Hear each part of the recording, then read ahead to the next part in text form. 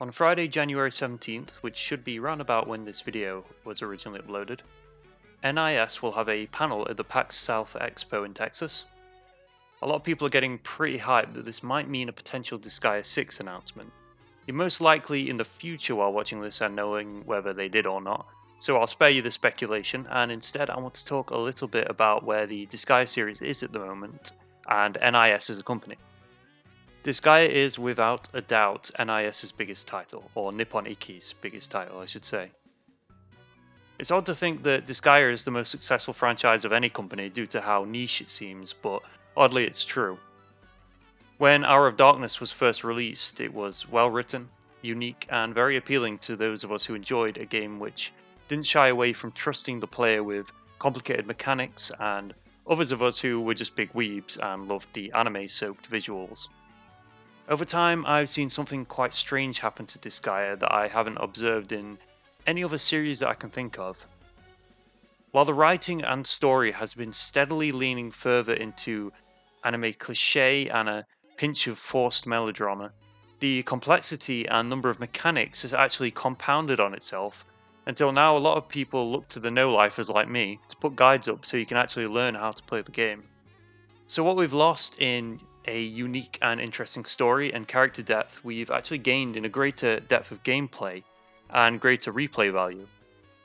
This accumulates in Disgaea 5, which, and I know I might upset some people by saying this, had an extremely straightforward and cliche-loaded plot with cookie-cutter characters, and yet, as a video game, it's probably the best one in the series. I mean, the best thing I actually found with the story was literally one line from the credit sequence that suggested Christo is Seraph Lamington. That kind of recontextualizes the story as his own, where he learned to believe in the harmony between demons and angels and set into motion the plot of the original game. But I digress. What I find interesting is that these changes to the story feel like a mix between laziness, an attempt to recapture the magic of the first game, and Disgaea 3 feels like the worst offender for that, and a deliberate attempt to appeal to the most popular kinds of anime. You know the ones laden with fan service and characters that fit a particular mold for a particular type of person. And yet the gameplay is getting more and more difficult to penetrate for a new player. So you have one element of the game trying to attract a wider audience, and the other side trying to please their long-term fans by building on the core concepts into the stratosphere and alienating that same wider audience.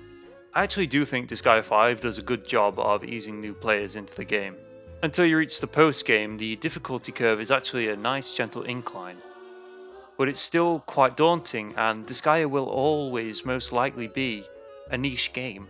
So Disgaea is trying to reach a wider audience while clinging to its hardcore fanbase. And for the most part, it did well with that in the case of Disgaea 5.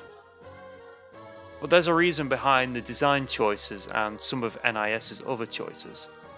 The company has been repeatedly reported to not be doing well financially. This to me is why we keep seeing all of these Disgaea remakes and remasters. If you caught my impressions video when Disgaea 1 Complete came out, you'll remember I was a little bit disappointed at the lack of additions, quality of life improvements, and some of the other corner-cutting oddities, such as the lack of a consistent art style, where some art was completely redrawn, while other pieces of art were borrowed from the older games. Disgaea 1 Complete was advertised as a complete package, and a complete remaster of the original game, but the credits mentioned both the PSP and PC version staff, which to me suggests that the PC version was quickly built on the PSP version, and the complete edition was built on top of that PC version. In that case, it wasn't a complete remake at all. We've seen a lot of these remakes and re-releases, and if we're honest, they are quick cash grabs, because NIS knows that it's in trouble, and also knows that Disgaea is their best chance at digging themselves out. Now Disgaea 6 is likely going to be a great game if it comes out. Nippon Ikki is still insisting it's in development, and who knows, it might have been announced by the time you're actually watching this. But my hope is that despite the urgency, they take their time, they think about streamlining some of the mechanics while keeping them deep enough to warrant an interesting post-game, and most of all, I want them to bring back some of the charm, the wit, and the self-awareness that made the first game such a cult hit, and its story and its characters so likable.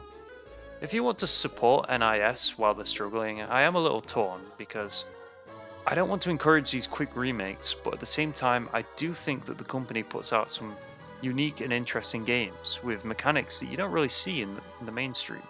They also publish a lot of great games, like Odin Sphere, Dragon's Crown, and Persona 4 Golden.